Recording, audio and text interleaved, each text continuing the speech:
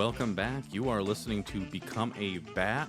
This is a bonus bat. We're talking about Chip Zdarsky's run on Batman. The modern stuff, up to, basically more or less the whole thing. We're up to the point that we're at. You said we completed the first story arc basically, and you're like starting the beginning of the next story Yeah. arc. Yeah, we did a bonus bat a while ago doing the first one or two issues. Yeah. Or at least the first issue. Yeah. And then we just kind of weren't able to get to the rest for a while. So now we're just going to do this is going to be a little more free form episode, just talking about what we liked, what we didn't like, the general, plot and where we think it's going to be going.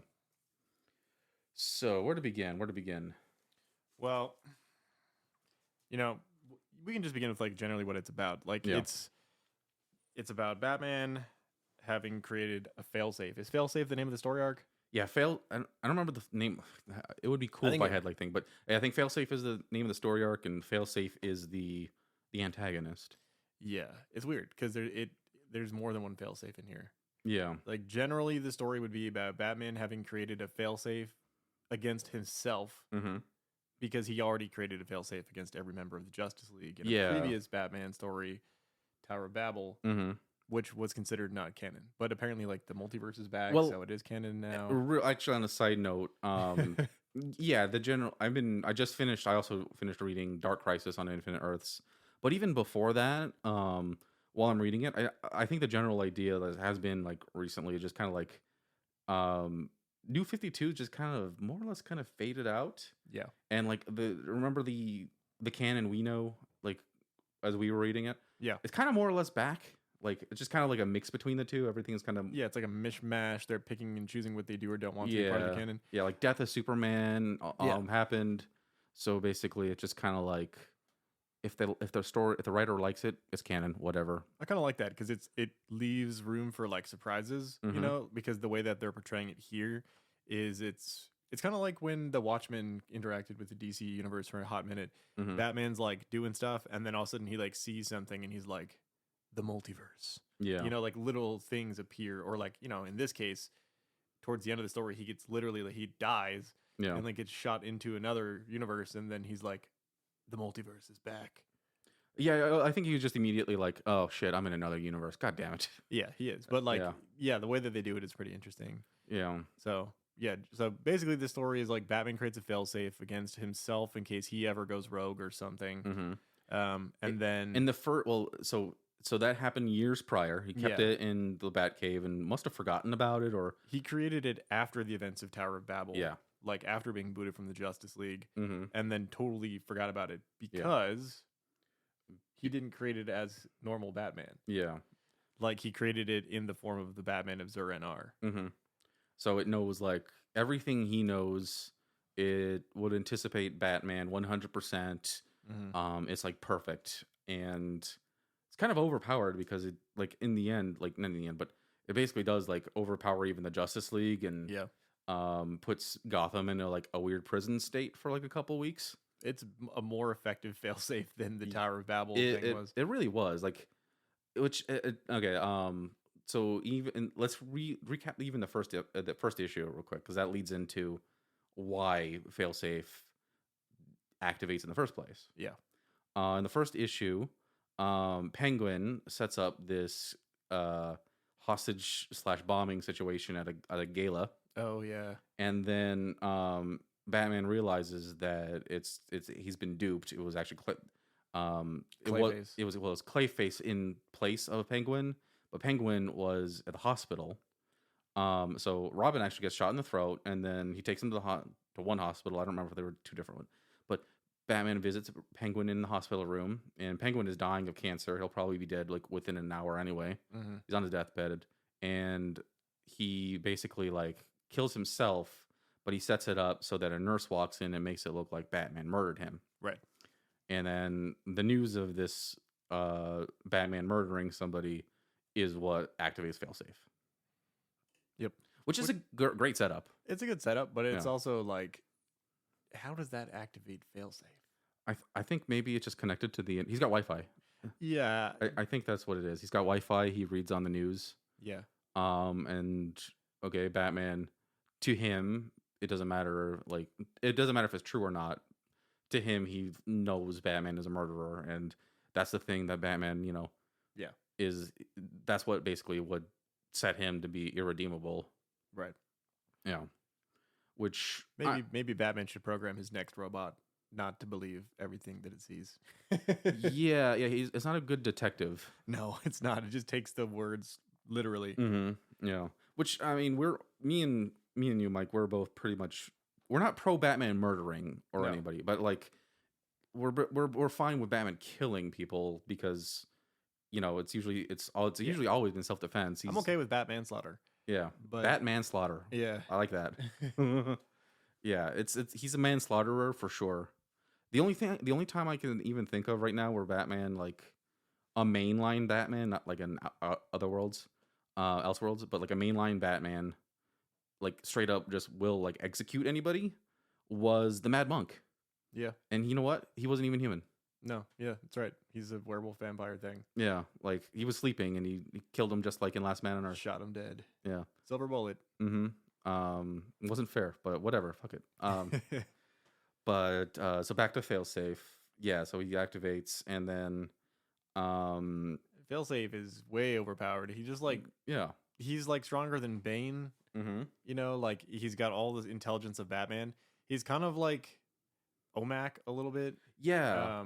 And also reminds me of Hardak from Batman the Animated Series. Oh yeah, Hardak, yeah. And he's kind of like he kind of looks visually like the Arkham Knight character. Weirdly, I do like his design a lot. His design is bad. Got a good pretty design. badass. Yeah. I mean, like, and the fights are really, really cool to watch, to read and look through. But he's definitely. I mean, he's overpowered by design. That's the story. What else? What else? Before we move on to another thing, I was gonna say in general, I like the way Batman himself was written in this story. It shows him as like a thinker. You know, he's not just like the yelling Batman who's angry all the time. He's definitely like a schemer and a thinker, which makes sense because the story is about how he overthinks everything. Yeah. And I thought the art was pretty good, and it does kind of have like a more of a classic Silver Age or like Bronze Age Batman feel. Because in this first issue, he like goes to that event as Bruce Wayne, and then he like throws on a Batman cowl while he has like a tuxedo on still. Yeah. Which is like not something he would do in like the Dark Knight universe or like any of the like more like I don't know, angry Batman stories. Yeah, he would at never that point do that stuff. Yeah, at that point he kind of like he's done with this like pretense almost. Yeah. I kind of feel like this is like the meme or with Batman is like Batman plus prep time to defeat anything. This kind of exactly what it feels like. Yeah, this is like the concept of prep time catching up to him, and he's fighting his own prep time, pretty much. Because he's very reactive the whole time. Like he's basically he doesn't have time to like counter or anything. He's working on what he's got, and he's like scheming is catching up to him. Yeah. It does, and like in the beginning of this one too, like when he finds out that Penguin is Clayface, he immediately is like, "Yeah, you better save all these people, or I'm going to blow you up with this explosive that I put inside your body last time we fought." Yeah, which feels like a very like classic Batman thing to say, like making these like empty threats, but are they empty? Like we don't know. He never really like follows through on it, but Clayface believes him. Yeah, which I felt kind of. I don't know how the fallout to that, but Clayface was like part of the Bat family for a brief minute in like 2016. I know. I think what he's saying is like when we were working together, I planted a bomb inside of you. Basically, like that's what it was. That we were friends, but no, we're not. It's like, she's Batman. Try to like get somebody to turn a new leaf, and you're still planting bombs in them. Like, obviously he knew he was gonna revert back to his evil ways and just be a villain again. He's just a lackey. He's not really like a main villain. Yeah, but yeah. So I liked all that. How do you feel about? Let's just continue the story a little bit, and then we'll talk about overall feelings. Yeah, they'll talk about the Catwoman back up in a bit because it ties into what I think is going to go. Yeah. Zur-En-Arrh. I thought the Zur-En-Arrh Grant Morrison stuff was pretty good. I like this a lot better. I feel like this should have been how it was reintroduced, but then this story wouldn't make sense because the story relies on it having been reintroduced already once. Yeah. I think. It was a surprise more for the audience than like maybe. It was a surprise for both, but like, for us, it's been like what 12, 13 years since the Grant Morrison run, Yeah, and the Zora stuff, Death of the Family. No, it was like 2008. Yeah, still, it was a while ago. it's been a while. It's been nice. Like they've even introduced like that Zora action figure from Target that I picked up a while ago, which was nice. I bet you they were doing that because they knew this was coming. Maybe, yeah. I thought they did a way better job here, but I think part of the reason why is because most of the Zora stuff is like explained better by that backup story that they have. Yeah, that's actually part of my problem with this run is that a lot of stuff kind of happens just kind of like off screen. Yeah, Like with the Catwoman mystery, like there's a mystery, Catwoman's there like she's trying to find like she's been hired by the Penguin's attorney to find like his children and then give them, their inheritance. But like she finds most of them dead off screen. yeah. And then like she solves a mystery like that wasn't even like That was never a mystery that we were aware of. Yeah. It's like a giallo. And then the Zora stuff was like there was like for a little bit, like a few pages within the actual story, but then it's just kind of like, all right, we're done with that, and then most of it is explained in the backup story. I freaking loved that backup story though. That was Like I'm mixed on that one too. Yeah. Yeah. I feel mixed about the other two stories, but the backup story, what do they call it? Like Zora Year One or something almost? Something like that, yeah. That totally could have been a standalone book, in my opinion. I would have rather that been a standalone story with the same art, same writing, and just elaborated on that. Or like take that story and then take the main story and then revert to that artist and then just like cut out some of the other stuff to make it like a pure Zora Batman story. Yeah. I just really like the way that they did all that. Well, see, my issue with it, I mean, the art was top notch. So that's been some of my favorite DC art, and I've seen it forever. Same. I can't remember what the artist's name was. I'll look it up and okay. tell you. Like I'm looking forward to what he does in the future. Yeah, it is called Zora Year One. Okay. Same writer, by the way, just different artist. Okay. So yeah, I know it's Chip. I remember it was Chip Zdarsky, Something but Romero. Yeah. He's going places, I think. But the story itself, on the surface, is fine, but it's kind of like another retread of Batman Ego. George. Oh wait, that's the end of that one. Huh. It is kind of like Ego. I definitely got that, which is part of why I liked it so much. Yeah, just like Batman kind of like going about the concept of killing people. Yeah. And he's arguing basically more or less with like he's arguing with his ego. His ego, yeah. Yeah, but I'd say that like Zora, like Ego is Batman and his ego. Zora is like Batman's id. It's like the darkest part of him, the most pure, violent part of him. Yeah. Leonardo Romero is the artist. Still written by Chip Zdarsky, but it feels way better written. It feels more precise and like. If Leonardo Romero is listening by some crazy small chance, your art's amazing. Yeah, right. It's really good. Yeah. It reminds me a little bit of like Darwin Cook. Yeah. It reminds me a little bit of Paul Pope. Yeah. It's got it's kind of a good cross between those two. It's like a nice mix of different things, but it looks great. And it also kind of has like that David Mazzucchelli Batman Year One look a little bit to it. Yeah, especially with the cursive writing. Yeah. For the lettering. Yeah, I really like that. Just a nice blend of those three. Yeah. So since we're done with that, we'll talk briefly about the Catwoman thing. So that mystery that she solves at the end is that Oswald Cobblepot didn't actually die. He faked his death. Of course. And he just put up a new secret identity, new identity, just so he could just live a life as a normal dude. Just because he's kind of done with everything. So he faked his death as like one last prank to Batman, essentially. Right. Which activated failsafe. Failsafe. Good job. Yeah. Which is where I think this is how this whole failsafe thing is going to end. How so? Bruce is gonna, when he comes back to the main Earth. Yeah. Because so failsafe is pretty much like, I don't remember if he deactivated or it just kind of went away. I feel like failsafe is gonna replace Batman, like the way Asbats replaced Batman. Probably. That's my guess. Yeah, but for the most part, like, he so far thinks he accomplished his goal by zapping Batman. Right. Okay, actually, let's go flip again. So after being chased by failsafe,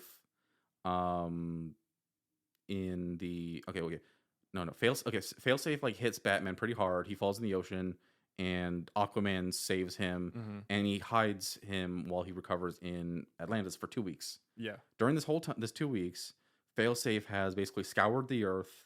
He can't find Batman.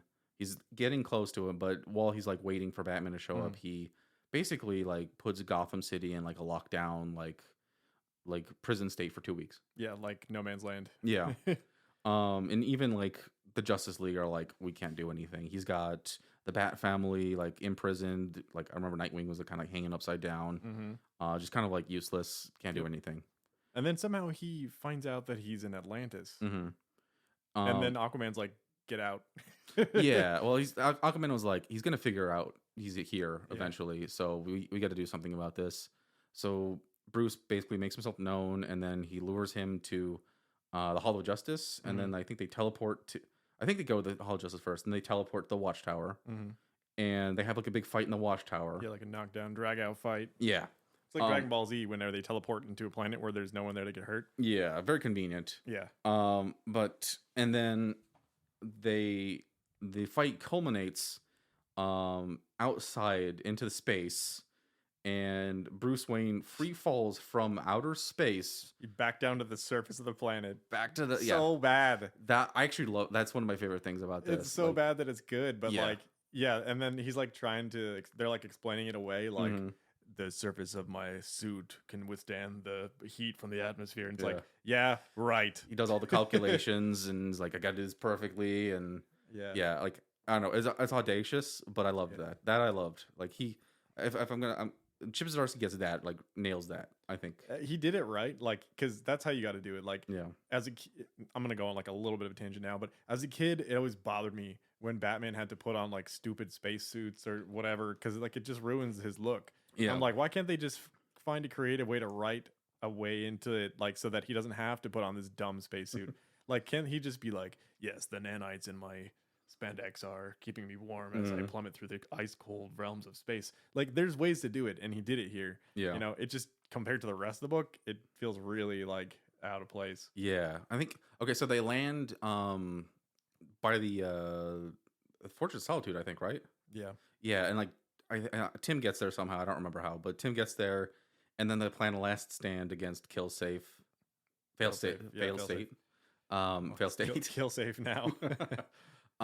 And then Batman gets zapped. Yeah. And that was a good moment. That was a great moment. Yeah. And that's how Batman should die. If he's ever going to die permanently, DC comic books, that's how he should die. So he's zapped and then presumed dead. And then Failsafe just kind of like walks away. Yeah.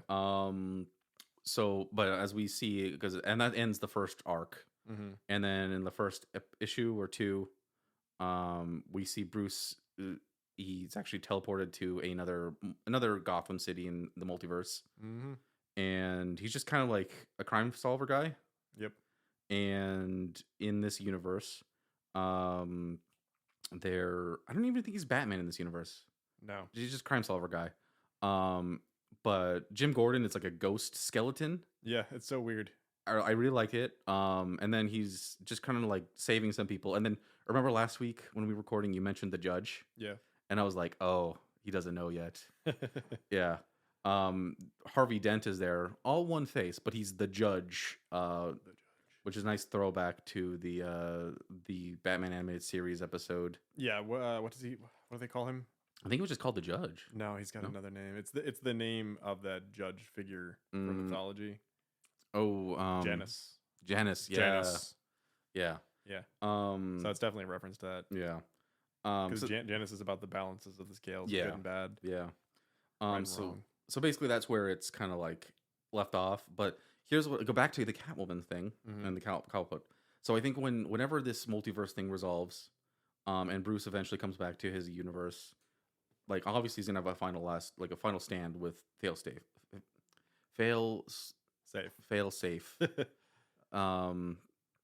But Cobblepot's alive. The whole reason he's gone rogue or activated was because Cobblepot was quote unquote murdered by Batman. Yeah. The reveal is like Cobblepot. He will eventually figure out Cobblepot's alive, and then this will just cause Failsafe to just kind of short out and just kind of deactivate. I think that's gonna end it. Clearly, it's a great name when it's like impossible to remember how to say it right. Just could be my just dumbass. It's a good name. I just yeah. Yeah, yeah. So that you're saying hypotheticals, but it just reinforces how I feel about this entire story in general. Mm-hmm. That like there's a lot of interesting things in it, but it just feels like a repeat.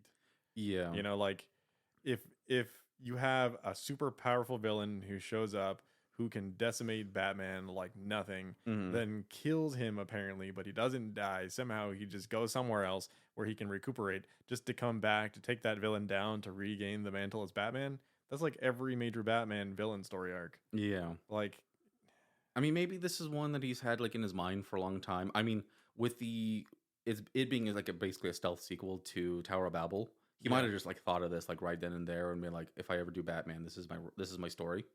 yeah, It could be. But another thing I think kind of to your point with what I didn't like was they don't explore the things like I want the story to explore. no, that's Like in the first issue when Tim gets shot in the throat, mm-hmm. I thought like that was going to linger on that for a long time. So like, did I. Like, okay, yeah, this is kind of almost a Jason Todd death moment. Like, Yeah. But with Tim, and Tim was the one who basically rehabbed Batman, got him out of that dark chapter. Right. And now Tim is like on his deathbed essentially almost. Yeah. And then next issue starts, and Tim's just got a bandage on his neck, and he's fine. He's on patrol. Yeah. Well, maybe they're doing that as a way to show that like Tim is a stronger person than Jason. But it's not like Jason could have survived that anyways. No, I don't think it was like really saying that. I think it was just kind of like, all right, we just had a dramatic moment, but we want Robin back in the story. And that was kind of nice though, actually, though, because it showed that even though like his throat was just shot, like he's still being there for Batman when Batman needs the support. Yeah, I mean, I did really like the final like stand, the showdown at the end. That was the best part of the whole thing. Yeah, that was really nice. They had a great like tete-a-tete.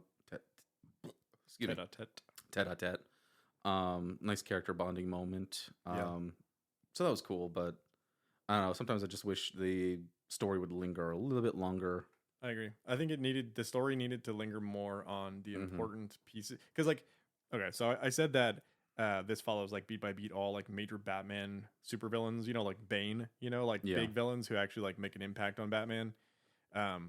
But those stories also all have something else in common, which is that they always tie back into Batman's past traumas. This one did that too, and it did those right, but it didn't linger on them long enough. Yeah. So it doesn't feel like there's really a connection there. No, it just kind of like seems like they want to just like reference them and then move on. Reference and move on, exactly. Yeah. I would have appreciated before Batman dies because he's not dead. Yeah. And like Tim doesn't really think he's dead either, right? He thinks he's gonna come back. Like they know that he'll come back. Tim has the faith. I mean, It's a classic Batman would be in the same boat. Like if it was Tim who got vaporized. I would have probably more appreciated like we're never gonna believe that Batman's actually dead, but like a more final death, Yeah.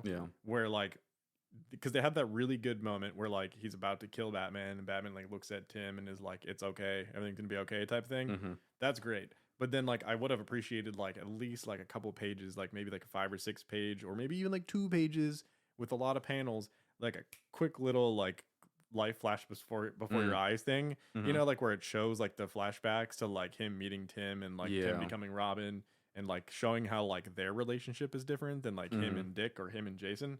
Yeah. Because that's something that a lot of people don't get, I think, is like the differences between each Batman and Robin pairing. There's a nice when you do read through Dark Crisis, there is actually a really nice moment in the final issue with it's a throwback to they reference the Dick and Batman, the candlelight swearing oath thing. Yeah, I love that. Yeah, like you'll like that. So yeah, I think they could have done something with that with Tim here. I agree. I think they need to spend more time all the time that they put into bringing the whole Bat family in could have just been spent better on focusing on Tim. Yeah. Tim's excellent. I think he used to be my favorite Robin. I think he might still be. Yeah, mine's still Jason, but I don't like Red Hood. I like Jason. Yeah, Red Hood kind of feels like he's another conversation someday for the future. Yeah, Red Hood is like the character for like modern Batman fans, basically. At least that's how I feel. Like he kind of like Red Hood and Harley Quinn are like the 2 modern Batman characters that people like associate with the most. Yeah, Harley Quinn is like, They're both Joker characters too. yeah. You know what's you know how like in the 90s like the big like Marvel character was Wolverine, Yeah. and then late 2000s 2010s it turned into Deadpool. Yep. For DC, that right now and last few years it's been Harley. It's definitely Harley. Yeah. And I would say if you're gonna pick a male character beyond Batman, it's Red Hood and Joker. Hmm. It's the Joker characters, Yeah. like Harley, Joker, and Red Hood. Yeah. When you go to conventions, you don't see many Batman cosplayers. You see Red Hood cosplayers, you see Harley cosplayers, and you see Joker cosplayers. Yeah. Well, I think those ones are definitely cheaper to do than Batman. Still, I mean, But, like yeah. Red Hood, he's such Yeah. a new character. But He's been at least. I mean, he's relatively new, but like you got to think of it like he was introduced as Red Hood 2005 when we were in high school ish. yeah, That's been like half our lives. the only thing I think that's what really bothers me about him is that his like most characters, they have like a distinct personality, and then different writers have their different takes on them. Mm-hmm. But he's such a new character when you look at like the span of how long he's been around, Yeah. and he's constantly like good guy, bad guy, good guy, bad guy, good Yeah. guy, bad guy. He can never make up his mind. and Yeah. the writers can never make up their It's mind. really annoying. And he's had like 25 different costumes already. You know what pissed me off was in Countdown to Infinite Crisis. I mean, Countdown to Final Crisis, which was horrible.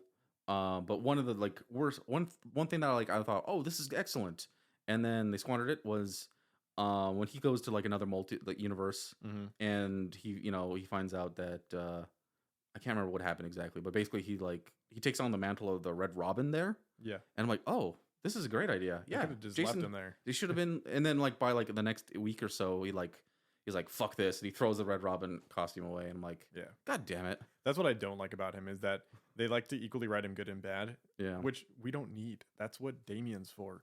You know, like write him as like a redeemed character finally. Just have him be the redeemed Robin. I don't care for anti-hero Robin that much. Yeah, me neither. I really do like Damien a lot, though. Damien, I don't think they've ever. I mean, I haven't like read a whole lot since like, I have like my blips where Yeah. the holes, but But they're doing with Damien what they should have done with Jason. yeah, Like where he comes back, he's all brutal and he's like fighting and he wants to kill people and then he's like making threats and he's like Batman doesn't know how to handle him and then he should have redeemed himself and they could have made him part of the Bat family but he just keeps reverting to being a bad guy again. yeah, You know? Whereas like Damien has actually evolved and gotten better and become a more functional member of the Bat family. And is like shows remorse for things he's done in the past. Damien in that first like when he's reintroduced. Well, when he's introduced, he really reminds me of the little murder goblin Dick Grayson. Oh, totally. Yeah, it's I great. think that's what they were going for is Yeah. like harkening back to the violent Robin. Mm-hmm. Yeah. Yeah, it's good shit. Definitely. I bet Frank Miller's mad that he didn't come up with Damien. yeah. Who did? It was Grant. No, it was. I think it was Grant Morrison. Is he? Well, yeah. I mean, it was Grant Morrison who brought him in, but I'm trying to think of the baby at the end of Oh, would that have? before he was Damien. It was just like when they did the story that introduced him as baby and Talia gave him away. Neil Adams and Was it Neil? who was the writer on that one? I don't know. I had that reprint they did like in 2008 somewhere. Anything else before we sign off or? Yeah, I was gonna just say like Batman comics are generally good at like rehashing old stories and old Yeah. ideas and finding new ways to work them in Mhm. or doing alternate takes on things. And this feels like that, like it's a rehashing of an old story with a new take on it. Yeah. I just don't think that they pulled it off as well. Like on paper, it probably sounds great, Yeah. but then like the execution wasn't quite for me. But thankfully, I love that backup story. So like I'll never forget this run purely for the Zur-En-Arr stuff. Mm-hmm. And I wasn't a huge Zur-En-Arr fan before. I appreciated it as like a throwback to like the silver and golden ages of Batman. But now I really do like it quite a bit, and I'd like to see more of it. So hopefully they keep playing with it. Yeah. I'm generally pretty optimistic on this. The moments themselves are great. It just kind of gets disappointing when I feel like it should explore certain things that it brings up and it just kind of glosses past them. Yeah. Like yeah. like Cobblepot's kids. Like, oh, he's got a bunch of kids. Everything felt really We only got to see like one of them. He dies, and then the rest of them die. It's like, okay, I guess he doesn't have kids anymore. Yeah, they gloss over everything a Yeah. lot in this book. Before we finish here, how do you feel about the Bat family in general? Like, because when I was in high school and like even way before that, I was always kind of like a Batman purist. Like, I didn't like a bunch of other side characters, but I grew to love Robin by reading more Batman comics, and so I love the Batman and Robin dynamic. And I'm okay with Batgirl, Mhm. and then like they introduced Cassandra Cain, Yeah. and then also they bring in the other Robins back, and it's like, but now there's like so many more after that most recent Grant Morrison run. Yeah. There's so many of them, I appreciate the efforts to make him more diverse. but that's what it feels like to me is like an effort to diversify the Batman world. I mean, I do think it's kind of bloated. Mm-hmm. I mean, That's there's what a I was ton. gonna It's say. it is bloated. Way too much. I appreciate the individual characters, and when I'm reading stories with them, I'm like, okay, this is a pretty good character. Yeah. Duke Thomas is an excellent character. Yeah. Um, I did like Bluebird and Bluebird. I can't remember if there were more. I read that like forever ago. So No, I know. There's yeah. so many characters. I couldn't tell you most of their Exactly. names. So I kind of feel like they're great, but then they introduce a new one, and now it's like, is this character gonna be here in like 10, 20 years? That's exactly what it feels like to me. Yeah, like I feel like the last truly great addition to the Bat family was Damien. Yeah. And that made sense. And it's just kind of like, okay, we're fine here. And now it's become very bloated. There's too many people there. We don't have Alfred anymore.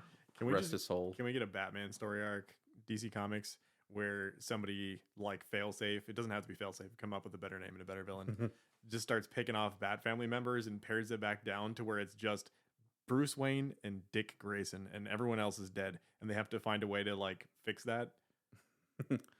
I mean, like find a way to bring everybody back somehow, or like reset the status quo. maybe. I mean, there was the point where Damien died and Batman literally went to hell to bring him back. Oh yeah, that was badass. But I would like to see a DC universe where it's just Batman and Robin again for a little while. Like you keep killing Batman, and then you have like a year of comic books where there's no freaking Batman, and you have like these battles for the mantle, where other people want to be Batman and take his place. Let's just do that, but just kill everybody else off and have only Batman and Robin, and then them working together. Well, I think that's actually why the World's Finest has been so nice. It's just like it's just Batman and Dick, and Superman, and as you'll read in this, they introduce a new character called Boy Thunder. Right, which is like the Superman Robin Red. Yeah. I mean, it's not a huge spoiler, but yeah, basically. I was thinking about that the other day. So when I saw that, I was like, oh my god, they did it. Yeah. So we'll see where they go with that. Actually, I'm caught up, so I know where they're going with it. But that's been nice. It's just nice to have just Bruce and Dick. And also, I really like in World's Finest the dynamic with Supergirl. Oh yeah. Yeah, she's really good in it. Like she's in there briefly. I mean, I think you read the stuff where like there's the dynamic between her and Dick. Oh yeah. Where like I don't remember if they dated or not, but it was just went really Something awkward like that. Yeah. Yeah, they're just kind of like very ambivalent and just kind of meh towards each other. Yeah. That's fun. And then there's a moment in there where Clark is like, oh, I guess I'll be taking up a sidekick. Got to figure out stuff. And then Kara comes in and she's like, well, at least don't drop him off at the orphanage like you did with me. Yeah. It's like, okay, I like the way they're doing the Supergirl. Superman works alone. Yeah. Superman's just kind of like confused in this. It's pretty good. That's good. I love these like Silver Age and Golden Age throwbacks that they're doing right now in DC Comics, which is funny because like that you look at like the ads in these recent issues and they're advertising for 90s throwbacks, but like the stories themselves are like 50s and 60s throwbacks. Well, that was I think it was like November or October I think it was October or November. It's cool to see like they have those embossed foil covers and everything. Yeah. It was like a 90s month for just the variant issues. Yeah, they have the long-haired Superman. Yeah, it was really cool. But if they want to lean into the nostalgia, I'm all for that. I've been saying for like the past 10 years that I would love nothing more than for DC or Marvel to put out like a vintage line where all the books are like, they're not reprints, but rather just like reinterpretations or like inspired by those classic comics with the classic colors and the classic art style. Yeah, bring it on. Something that reads, it's got that more. It's the format that I want. Yeah, like I really like the stories where it's just like one and done or one or two like and done. 2 issues, 3 issues, done. Move on to the next one. Yeah, instead of just like done. Like I'm enjoying reading the current runs, but like. Yeah. They're setting up for things that are going to happen in like 10 issues down the line. And if you miss out on one tie-in, you're kind of lost. I think you just called it right there. Older comics are like small format storytelling. It's like 1 issue self-contained, 2, 3 maybe, and then it moves on to the next story, but they're still building the bigger overall picture, whereas like now you get like 6 issues, 10 issues, 12 issues, and they're telling one story, but it still feels like it's missing crap because it's setting up for something else. It's like the MCU thing. Yeah. Like you're getting so much all the time, but it still feels like it's just set up for something else. Yeah, just kind of they used to just really build a mythology, and then it was just like, yeah, all right, and then now I feel like now it's more like modern television almost. Yeah, it's like they're relying on all that mythology that they've built to tell other stories that tie into those, but are a little more convoluted. Yeah, it kind of makes it harder to get into like something modern or something new if you're out of the loop. Yeah. Although I was gonna say I do feel like, I'm not saying I totally hated the story. I liked it. That modern Batman fans who grew up reading Batman comics that we were reading in high school probably would love this story. Oh yeah. You know, because Tower of Babel is a great story, and if this is gonna continue and it's gonna get better, which I'm sure it will, then it's like a nice way to continue one of your favorite stories into a new story arc. Yeah, I'm very intrigued at what they're doing with Bruce in the current like whatever universe he's at, and I'm more excited for that than what I was reading before that happened. So and we did get to see nice like where we see how like they're handling Bruce's quote unquote death in the main universe. You know, they don't realize they think he's dead, and they kind of mention how like the rogues, like how they're reacting is like, yeah, the smarter ones like Bane, no, he's not dead. I just thought of something. You know what I want to see? The Robin of Zur-En-Arrh. Oh yeah, they showed the suit in the case. Did you catch that? I think I did. When he comes in, he's like, "What are you wearing?" And he's wearing the Zur-En-Arrh Batman outfit because he like that wall panel opens up and there's like another hidden bat suit in there that has the Zur-En-Arrh colors. There's a Robin suit next to it with the same colors. Like, why did he make that? Is there like, I bet you that there's like a freaking word the Batman can say as Zur-En-Arrh Batman that'll just like turn Robin into Zur-En-Arrh Robin. His activation word. An activation word.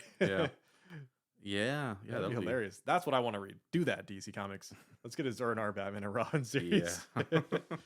So I think we're gonna wrap it up from there.